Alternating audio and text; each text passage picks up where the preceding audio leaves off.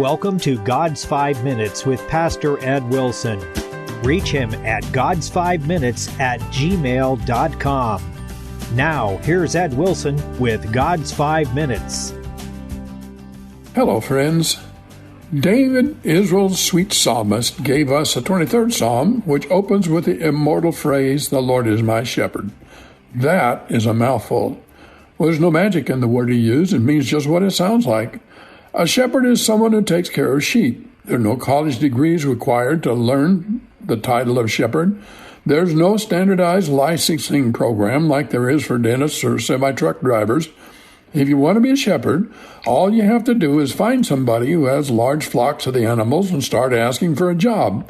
Practically all your training will be hands-on, and you will probably not make very much money, nor have skills you can easily transfer to another career path. But for all that, there's a lot to know and a lot of satisfaction in being a good shepherd. Shepherds have to check their flock every day for bovine diseases, broken legs and broken ribs, any and every malady that can befall a basically helpless creature. There are vaccinations and deworming to see to, besides just basic first aid. There's management. A shepherd must make sure his charges have access to food, shelter, and water. None of that's simple. Sheep will eat poisonous weeds. David also said the Lord led him by still waters. Sheep can't drink from rough, turbulent waters. The surging current will sweep them off their feet, and their heavy woolen coats make it easy for them to drown. Stagnant water contains organisms that make sheep sick. They must have placid, clear, cool water every day. Hard storms with wind and lightning can trigger a panic response, a sheep stampede. Too much snow, they're in danger again.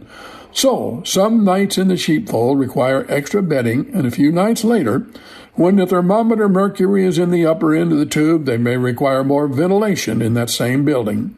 Almost every kind of carnivore likes venison. Bears get them, so do coyotes, wild dogs, mountain lions, wildcats, lynxes, eagles, even foxes. Rattlesnakes bite them, and raccoons will attack the lambs.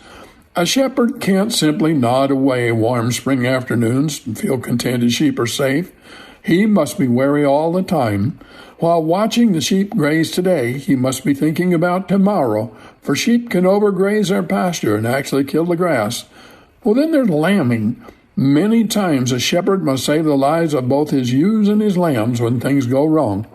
When sheep are giving birth, the shepherd must be awake many times all night long, skillfully working to provide the needed care. And there's record keeping. As if all the pasture and water work, chasing off predators and keeping sheep from eating something not good for them were not enough. Sometime and somehow the shepherd has to keep a record of each sheep, which have birthed, which have been vaccinated, how many there are, every day. And sheep need to be trained. When the flock needs to be moved from one place to another, it's far easier to lead them than to drive them. That is accomplished by the shepherd getting his own sheep accustomed to his voice, teaching them to associate it with security and even, sheep being sheep, with affection. David wrote, speaking to God, "It is he that hath made us, and not we ourselves. We are his people, and the sheep of his pasture." Being a sheep's not a very glamorous life compared to being a war horse or a tiger, but being God's sheep is a holy life, a safe and innocent one. And those who are willing to not think too highly of themselves to settle for being a sheep find that it brings great satisfaction, and many times it can be a life filled with adventure. Those of us who spend our nights in the Lord's safe sheepfolds can report we've been blessed, we have sweet communion with him and each other. Besides that, God has little shepherds in this church. The New Testament term for them is bishop, and the Greek word is translated from literally means one who feeds, leads others to pasture, protects, and cares for. The truth is, the great shepherd wants to make little shepherds out of each of us, teaching us with wisdom and care and great compassion to minister to a needy world about us. Have you talked to him today? You have been listening to God's 5 Minutes with Pastor Ed Wilson. Reach him by email at godsfiveminutes@gmail.com. Tune in next time to hear more encouraging thoughts from God's Word on God's 5 Minutes with Pastor Ed Wilson.